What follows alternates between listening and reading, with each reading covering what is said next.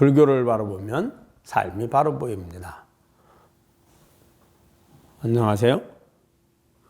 불바보TV의 목종입니다. 여러분 잘 계셨죠? 우리 불바보TV 시청자 여러분,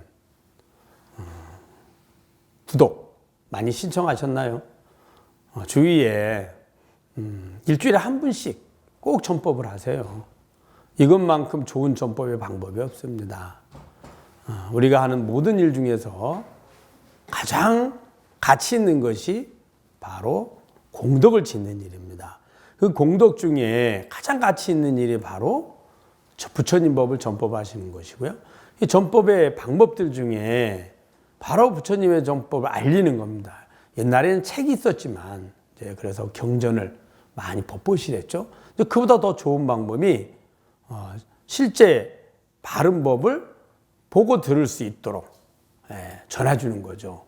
요즘만큼 예를 들어 미디어가 발달이 돼서 전법하기 좋은 그런 세상이 없습니다. 단지 요즘의 사람들은, 부자님들이나 사람들은 내 삶이 더 중요하다고 여기기 때문에 부처님 법에 관심이 없죠. 그런데 부처님 법이 왜 필요한지를 알려만 주면 우리가 내 삶이 중요하다고 여기는 것처럼 그 중요한 내 삶을 보다 더 쉽고 안전하게 그리고 더 효과적으로 내 행복을 얻을 수 있거든요. 부처님 법을 실천하면. 그래도 부처님 법을 전해주는 것이 꼭 필요한데 그것을 일일이 다 전해주고 설명하기가 쉽지가 않으니 불바보TV를 알려주고 구독을 신청해주면 본인께서 어때요? 본인이 알면 자주 필요할 때마다 들어가 보면 이래서 부처님 법이 필요하구나.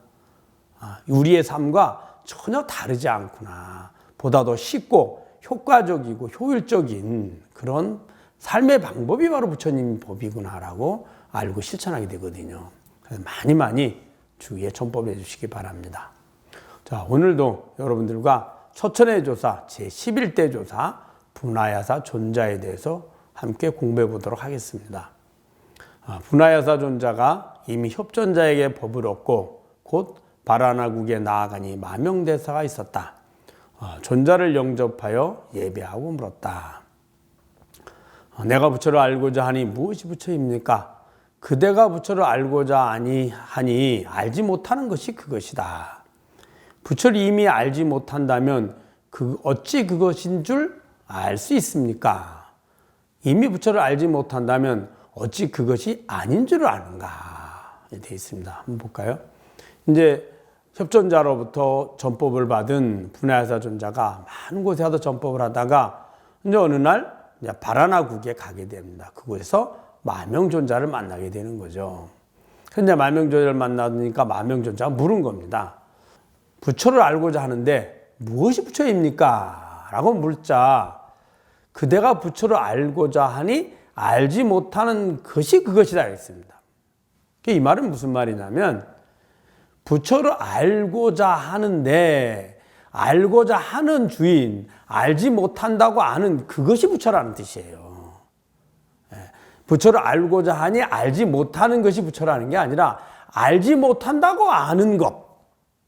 부처를 알고자 하고 알지 못한다고 아는 그것이 부처라는 겁니다. 그래서 우리 대답을 한 겁니다. 볼까요? 그 다음을. 부처를 이미 알지 못한다면 어찌 그것인 줄을 알 수 있습니까? 이미 부처를 알지 못하는데 그 알지 못하는 게 부처인 줄을 어떻게 합니까? 질문한 거죠. 그러자 분하야사 존자가 마명존자에게 이야기한 건 답을 한 거죠. 이미 부처를 알지 못한다면 어찌 그것이 아닌 줄을 아느냐 이 말이죠. 부처를 알지 못한다고 아는 것이 부처라고 하니 부처를 알지 못하는데 어떻게 그것이 부처인 줄 압니까? 그러니까 그럼 부처인 줄을 모르는 것을 부처가 아닌 줄은 누가 아느냐는 거예요. 그 아는 자가 부처를 안다고 하는 그 주인이나 부처를 모른다고 하는 주인이나 그 다음에 부처를 알지 못하니 찾고자 하는 알고자 하는 주인이나 동일하다는 걸 이야기한 겁니다. 그 주인이 바로 부처이다 한 거죠. 그러면 부처를 알아도 주인은 나고요. 부처를 몰라도 주인은 나잖아요. 부처를 찾고자 해도 주인은 나고 부처를 찾지 않아도 주인은 나죠. 그 주인이 바로 부처다. 이렇게 얘기한 겁니다.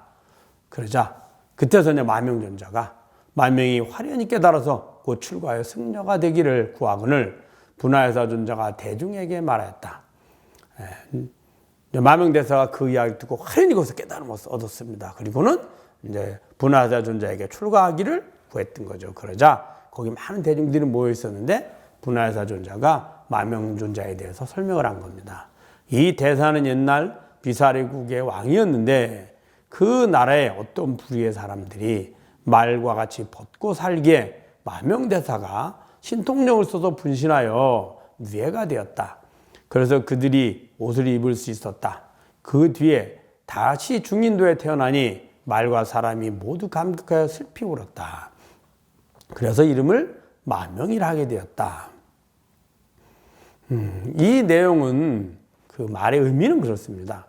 옛날에 과거세에 비사리국의 왕이었는데 그 나라의 어떤 종족이 거의 원시 종족이 있다는 거죠. 벗고 살았다는 거예요. 그러니까 축생들과 같이 말이 많은, 그러니까 말을 많이 키우고 말을 이렇게 하는 그런 아마 지방에 살았는가 봐요. 저 초원지대쯤 살았겠죠. 근데 이 사람들이 문명이 없으니 옷도 없이 거의 벗고 살았다는 거죠. 그래서 마명대사 왕이었으니 그들에게 누에를 키워서 그 다음에 그것을 실을 뽑아서 옷을 짜는 법을 알려주었고, 그래서 그들이 옷을 입게 되었고 잘 유복하게 살 수 있었다. 그래서 그들을 잘 교화해서 문명인으로 행복하게 살 수 있도록 도와주었다. 이런 공덕이 있다. 아마 이것을 이야기했을 겁니다. 그 뒤에 다시 이제 중인도에 태어나니 그때 인연을 맺었던 그때 그 사람들과 그 종족들과 그 당시 말들도 다시 환생을 해서 또 만났다는 거예요. 그래서 그 당시 이제 다시 환생한 사람들과 말들이 너무 감격해서 너무 기쁘고 해서 감격해서 울었다. 이런 이야기를 한 겁니다. 그래서 만명이다. 이름이 만명이다 한 거죠.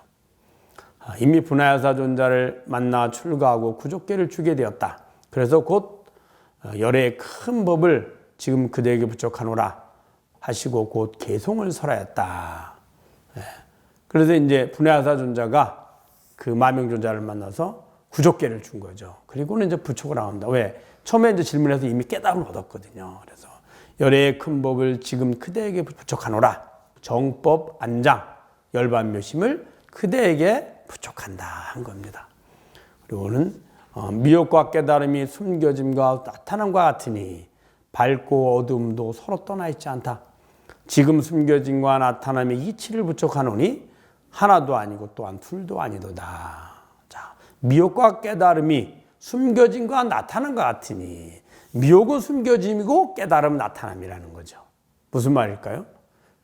진여자성이 있기 때문에 내가 있으니까 내 마음이 있고 내 마음이 있으니 내 몸이 있게 됩니다. 그리고 내 몸을 통해서 내 몸의 안입이 설신의 감각을 통해서 대상들을 보고 내가 행위를 하게 되죠. 이 모든 근본은 내가 있기 때문입니다. 내가 없는 내 마음이 있을 수 없고 내가 없는 내 몸이 있을 수 없고 내가 없는 내 행위가 있을 수 없습니다.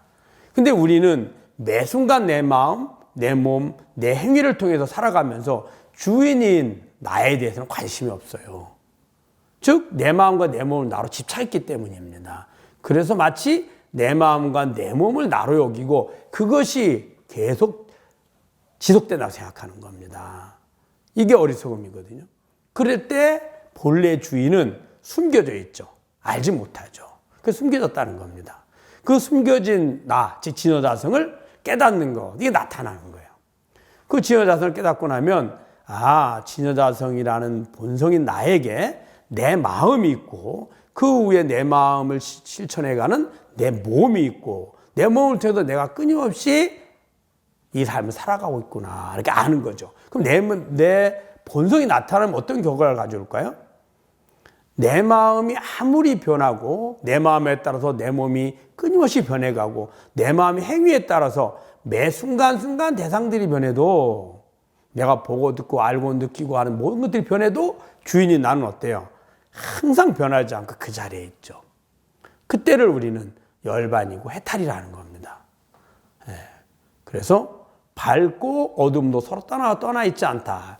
숨겨지는 것을 어둡다 하고 나타나는 것을 밝다 합니다. 왜 그러냐 하면 숨겨져 있으면 내 마음과 내 몸을 나로 집착하고 내가 원하는 대상들을 구하는데, 즉 본래 본성, 그 실상이랍니다. 실상.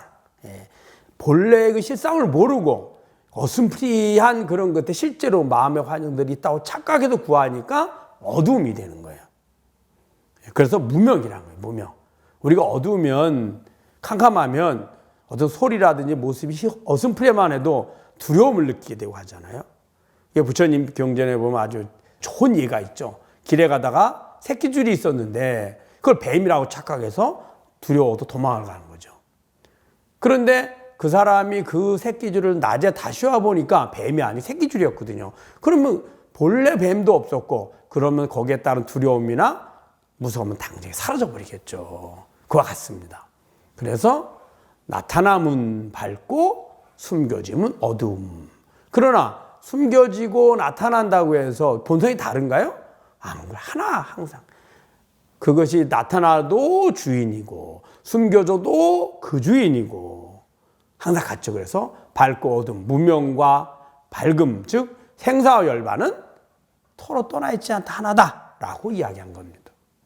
지금 숨겨짐과 나타남의 이치를 부척하노니, 그 숨겨짐과 나타남의 그러한 차이들, 그러면 숨겨짐에도 어떻게 나타남을 구할 건지, 찾아낼 건지, 그걸 드러나게 할 건지를 설한 게 바로 부처님의 법이거든요. 그게 이치입니다.